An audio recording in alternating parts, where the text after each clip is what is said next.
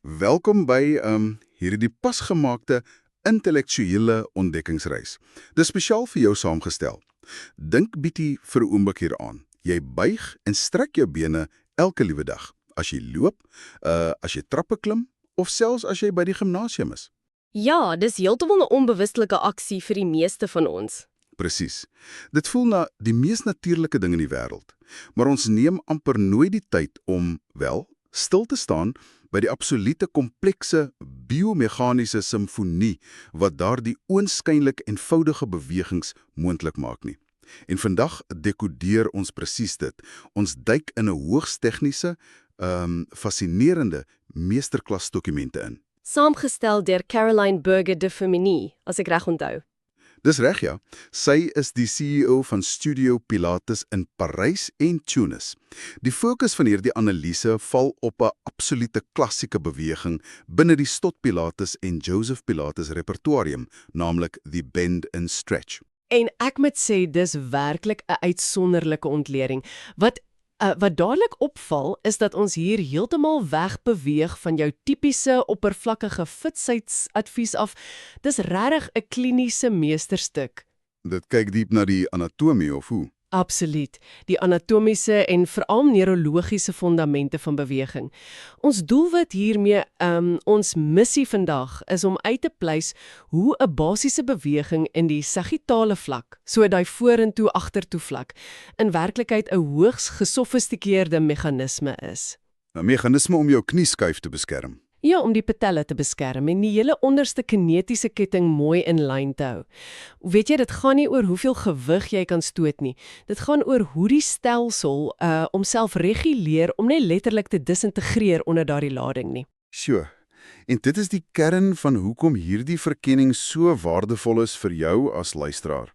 Ons kyk na hoe die liggaam se eie meganieke as 'n skildien teen besighede. Goed, kom ons ontleed dit bietjie verder. Waar wil jy begin? Wel, as mens na hierdie ontleding kyk, is dit baie opvallend dat voordat daar hoegenaamd sprake is van bene wat buig of strek, word byna al die aandag gefokus op die posisie van die ruggraat en die bekke. Hoekom is hierdie spesifieke stilstaande posisie die absolute ononderhandelbare vertrekpunt?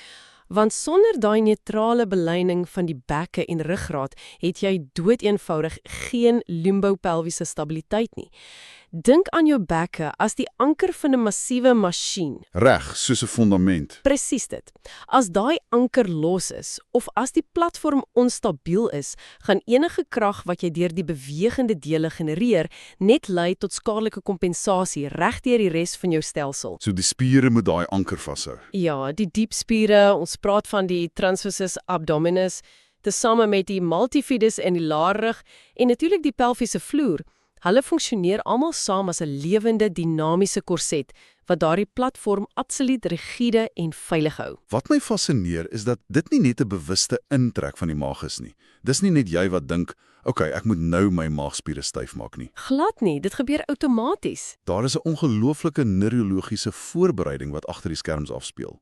Die bron noem spesifieke senumees, soos die laar interkostale en die iliohypogastriese senumees, wat letterlik in afwagting van die beweging vier. Ja, dis 'n vooruitskattingsmeganisme. Jou brein antisipeer die vraag en trek daai korset styf, 'n fraksie van 'n sekonde voordat jou been eers begin beweeg, net om die drukgragte wat op pad is te kan absorbeer.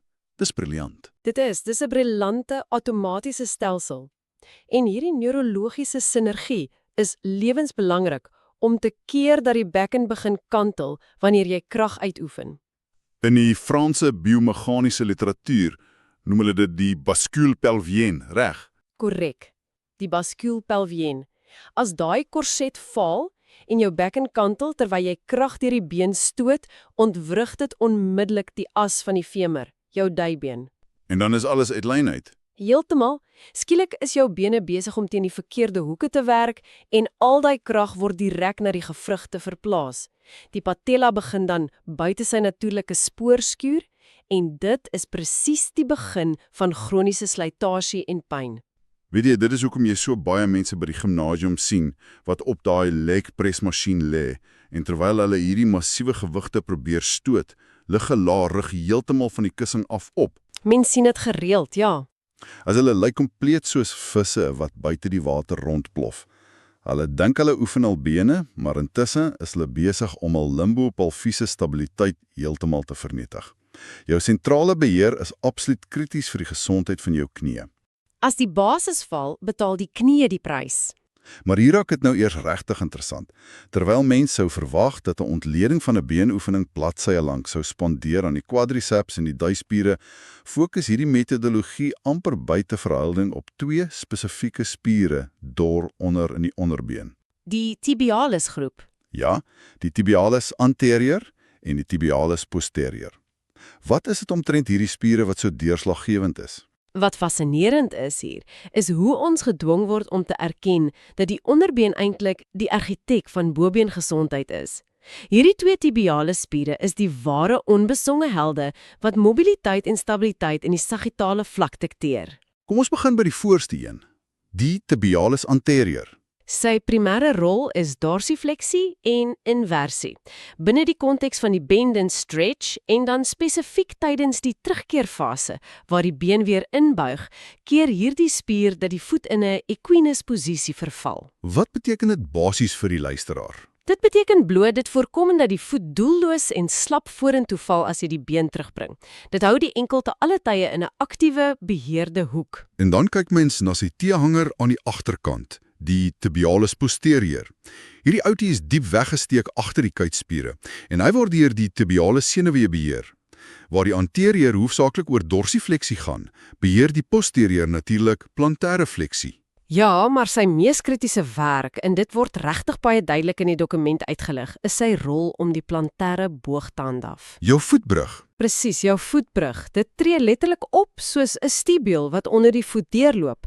Dit hys daardie boog op en hou dit stewig, terwyl krag deur die hele beenstelsel beweeg. Dis 'n fantastiese beeld daardie stiebel. Kan men sê hulle werk soort van soos 'n span teen mekaar? Wel, as ons die verhouding tussen hierdie twee spiere moet opsom, kan jy aan hulle dink as die stuurkabels van 'n seilboot se mas.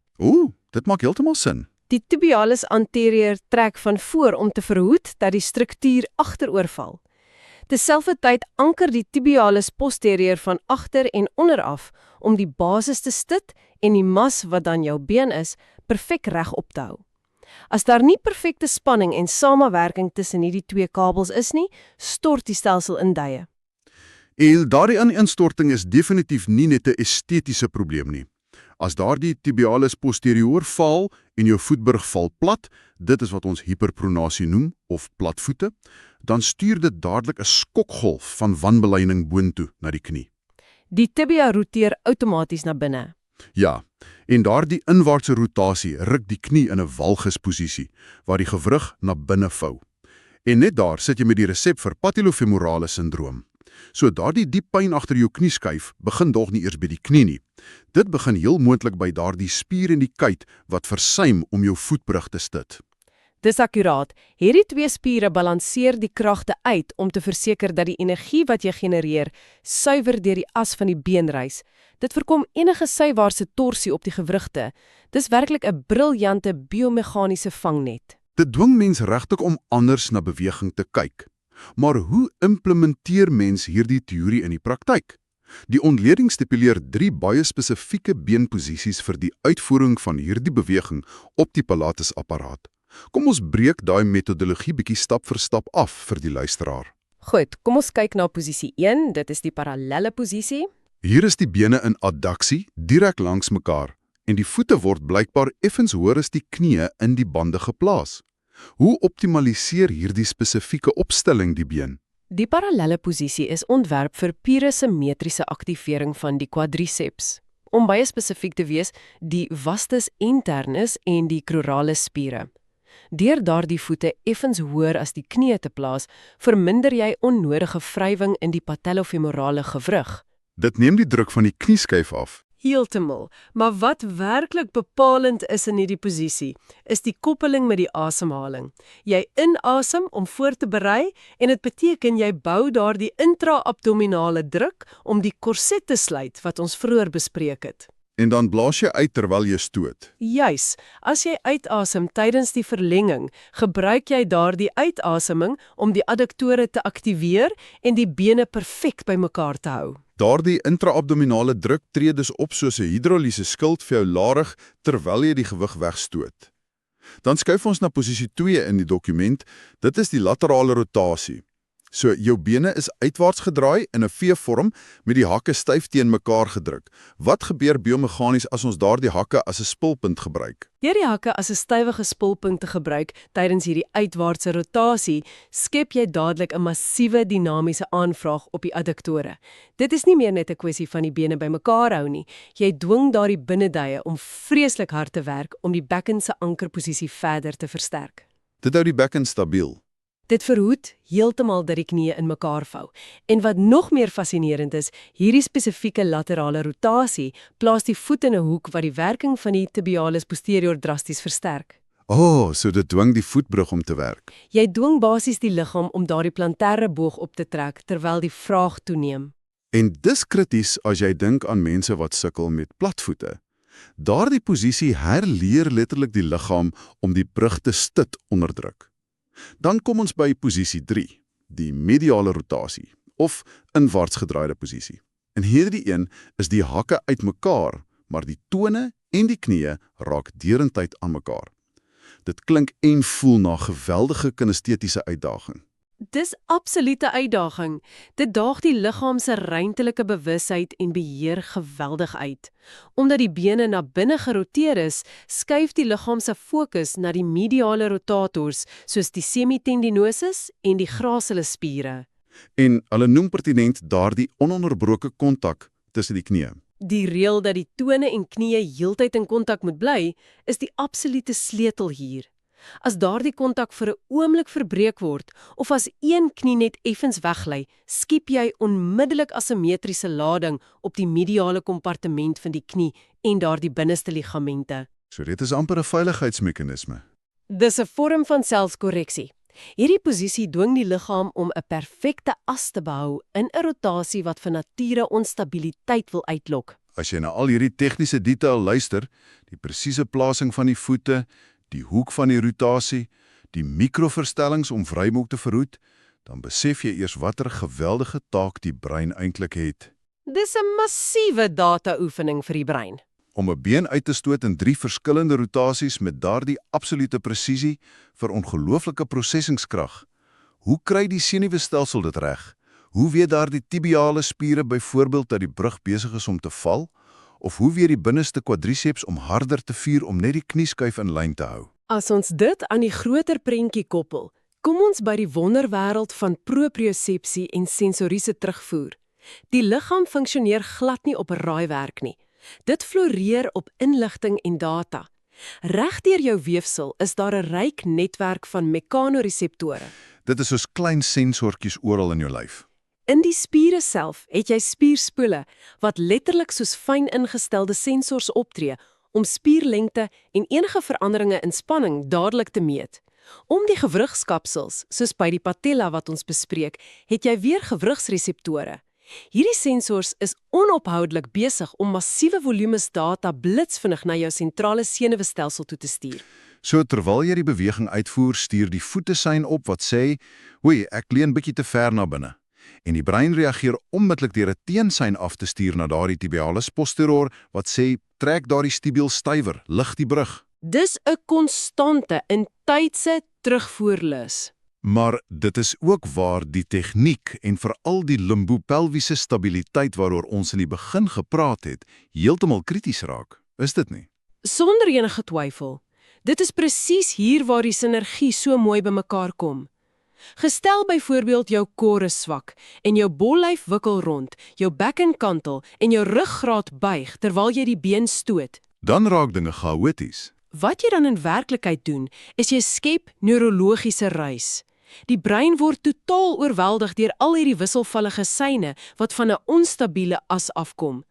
Maar deur die asemhaling te gebruik om daardie intra-abdominale druk te bou en deur die platform rigiede te hou, skep jy 'n stil sentrum. So as daai middelrif stil is, dink die brein helderder. Met daardie geraas in die stelsel uitgeskakel, word die sein-tot-reis-verhouding geoptimaliseer. Die brein kan die subtiele terugvoerseine vanaf die bewegende bene baie skoner lees en uiteraard met baie groter akkuraatheid daarop reageer. Dit is 'n massiewe verskywing in hoe ons dink oor oefening in die algemene. Jy is nie net besig om spierweefsel af te breek om dit sterker terug te bou soos almal altyd sê nie. Jy is besig met hoofvlak neurologiese herprogrammering. Herprogrammering is die perfekte woord daarvoor. Deur hierdie perfekte weergawe van die bend and stretch in al 3 posisies uit te voer, dwing jy die senuweestelsel om nuwe, doeltreffende weë te bou. Dit is mos pure neuroplastisiteit. Jy leer jou liggaam se software om daardie outomatiese reflekse te opgradeer.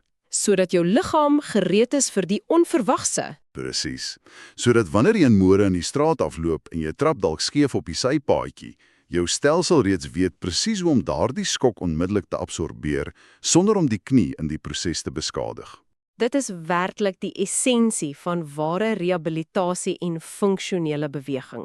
Jy bou letterlik 'n nuwe verstikposisie vir die senuweestelsel in, en as dit korrek gedoen word, bly daardie voordele by jou baie lank nadat jy die Pilates ateljee verlaat het. As ons reeds hierdie ongelooflike vlak van detail analiseer in hedendaagse protokolle, waarna toe mik ons vorentoe? Wat beteken dit alles vir die toekoms van bewegingswetenskap en rehabilitasie? Die ontleiding raak ook aan die inkorporering van nuwe tegnologieë om te verseker dat ons regtig die sneller op hierdie diepstelsels trek. Dit op 'n regtig baie belangrike vraag rondom waarnemendheid en akkuraatheid in oefening. Die realiteit is dat selfs onder die wakende oog van 'n hoogs opgeleide instrukteur, die menslike liggaam briljant is in kompensasie. Ons koel baie maklik sonder dat ons dit besef. Ons brein sal altyd die pad van die minste weerstand kies. En dit beteken gereeld dat dominante, oppervlakkige spiere die werk oorneem by die moeë of dalk geïnhibeerde diepspiere, soos die vastus internus wat ons genoem het. Om hierdie rede wys die toekoms definitief na 'n samesmelting van hierdie klassiese bewegings met biomediese tegnologie. Die dokument noem NMIS, reg? Ja, spesifiek word die potensiaal van NMIS, dit staan vir neuromuskulêre elektriese stimulasie, genoem as 'n absolute wedstrydveranderaar in hierdie veld. Net vir mense wat onbekend is met daardie tegnologie, dit behels basies elektrones wat op die vel geplaas word, direk oor spesifieke spiergroepe. Die toestel stuur dan elektriese pulse in wat die motoriese senuwee stimuleer en 'n onwillekeurige spiersamentrekking dwing.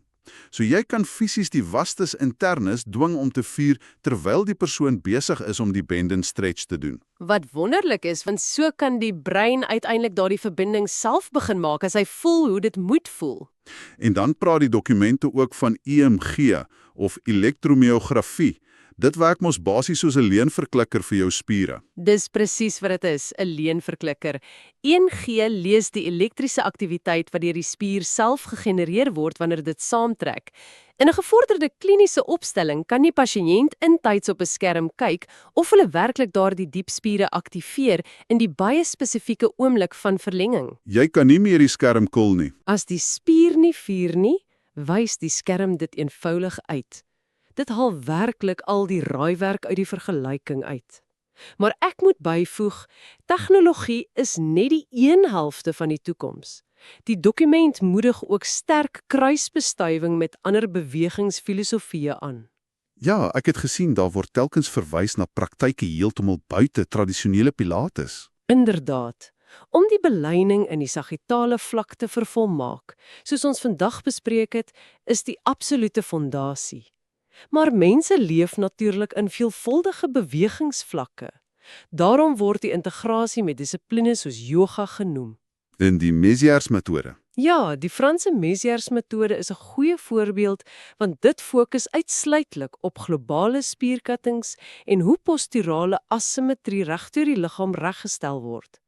Die einddoel wat hulle stel, is selfs om dit te vorder tot by pliometrie, met ander woorde, dinamiese sprongoefeninge. Vir goeie van die dag moet jy kan spring en hardloop. Presies.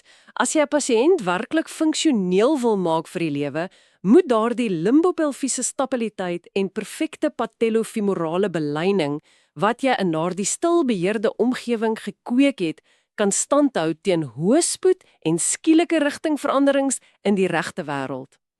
Om alles bymekaar te trek, vir jou as luisteraar vandag, wat ons hier ontleend het, en wat op die oog af dalk gelyk het na 'n basiese, miskien selfs simplistiese Pilates-oefening, is in werklikheid 'n hoogs gesofistikeerde instrument van liggaamlike herkalibrering. Om bloot jou been suksesvol en veilig uit te stoot en weer terug te bring vir 'n absolute simfonie van gebeure in jou lyf. 'n Simfonie is die perfekte opsomming. Jou limbo-pelviese anker moet rotsvas wees, gefestig en gefundeer deur jou asemhaling. Jou senuweestelsel moet blitsvinnig en presies kommunikeer sonder enige inmenging van 'n wankelerige as. En bo dit alles, speel onbesonge spiere deur onder jou bene, daardie wonderlike tibiale spiere, 'n absoluut kardinale rol as die stuurkabels wat jou knieskyf veilig op sy spoor hou en jou krag in lyn hou. Daar is eenvoudig geen geïsoleerde bewegings in die liggaam nie, net die illusie daarvan. Alles beïnvloed alles in jou kinetiese ketting. Dit is die uiteindelike waarheid van biomechanika. En dit bring my by 'n laaste gedagte wat ek baie graag vandag by jou wil agterlaat. Dis net iets om so 'n bietjie aan te herkou, wat strek verby die dokument self. As die gesondheid van ons knieë en ons lae rug in so dramatiese mate gedikteer word deur hierdie piepklein, onvermoeide spiertjies in ons onderbeen en ons voete, spiere wat onophoudelik veg om ons plantêre boog te handhaaf. Wat doen ons as samelewing aan ons eie liggame, as ons onsself elke liewe dag in hoogs gedempte, dik soolskoene toevou? Dis 'n baie relevante vraag vir die moderne mens. Is hier die moderne, tegnologies gevorderde tekkies met halfdik lae skuim dalk besig om op te tree as sensoriese ontnemingskamers vir jou voete?